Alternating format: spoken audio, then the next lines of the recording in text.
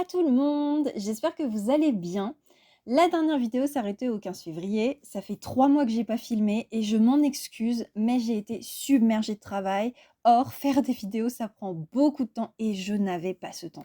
J'ai quand même continué à filmer par-ci par-là, mais plus face caméra. Alors ce que je vous propose, c'est de remonter un peu le temps et de revenir en images sur ces 3 derniers mois.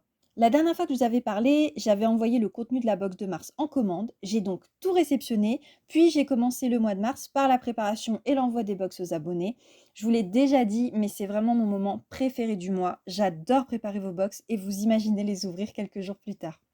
Les envois étaient tout juste faits, qu'il fallait déjà se pencher sur la box suivante et j'ai pris beaucoup de retard pour celle d'avril, ce qui fait que j'ai vraiment couru pour envoyer les commandes fournisseurs dans les temps. Et cette fois, je voulais faire une box un peu différente qui allait pas se baser sur un pays, mais plutôt sur une figure historique. Et ça me paraissait essentiel de démarrer avec les rois catholiques, qui sont les rois les plus importants de l'histoire de l'Espagne avec Charles Quint.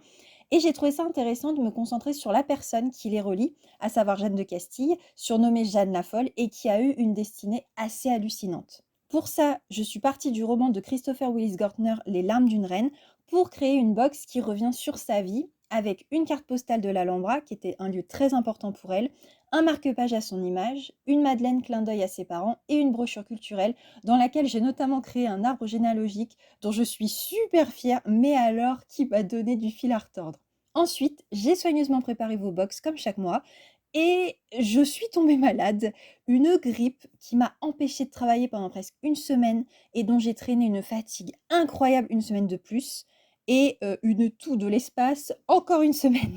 Ça m'a fait perdre beaucoup de temps dans mon travail et ça n'a pas été simple à rattraper. D'autant plus que j'ai dû gérer beaucoup de choses administratives, des changements de fournisseurs, des colis perdus ou abîmés et des envois en Europe ou à l'international. Beaucoup d'appels, de démarches longues et fastidieuses, mais au bout du compte, c'est la satisfaction de s'y connaître de plus en plus dans certains domaines et la joie de voir mes petites box partir en dehors de la France, notamment à La Réunion.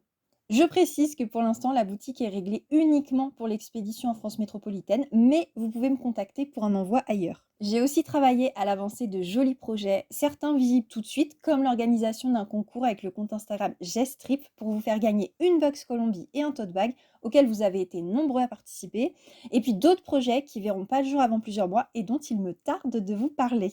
Néanmoins, mes principaux projets ces 3 derniers mois ont tourné autour des abonnements de lycée. Je vous en avais parlé dans la dernière vidéo, j'étais dans l'attente de l'acceptation du devis d'un tout premier lycée. Il a été accepté et ensuite d'autres professeurs ont abonné leur classe, ce qui fait que chaque mois, je prépare leur colis et ensuite, selon ce que le professeur a prévu, j'ai droit à un vrai unboxing diffusé sur les réseaux sociaux que j'adore.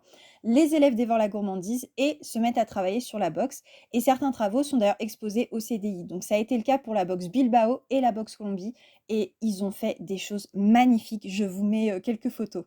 J'en ai déjà beaucoup parlé sur Instagram, mais ça me touche énormément de voir des élèves travailler sur mes box. J'aurais jamais imaginé ça quand j'ai lancé Hispalibox il y a seulement 5 mois. Vraiment, merci aux professeurs qui me font confiance depuis presque le tout début et merci à ceux qui me rejoignent et qui sont de plus en plus nombreux.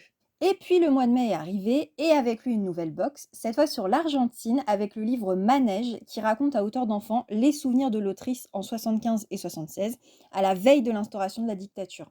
C'est un récit court mais très touchant qui glisse tout du long des infos historiques et culturelles qui m'ont permis en fait de modeler le contenu de la box avec beaucoup de douceur, une carte recette d'une pâtisserie argentine, un bonbon dulce de leche qui est une vraie tuerie, un marque-page clin d'œil au titre espagnol du livre où il est question de lapin et une brochure culturelle. Je suis contente de voir que je m'organise mieux pour la préparation de vos box parce que ça paraît pas, mais il y a beaucoup d'étapes à faire entre la création et l'impression des étiquettes d'envoi, des mots à glisser dans les box, des étiquettes pour indiquer la date de consommation et les allergènes de la gourmandise, puis la préparation effective des box et ensuite le dépôt à la poste ou en point relais.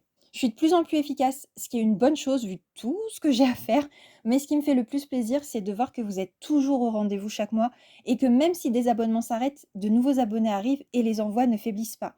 Merci infiniment pour votre confiance. Je vous retrouve bientôt pour une nouvelle vidéo dans laquelle je compte bien reprendre le rythme. Hasta luego!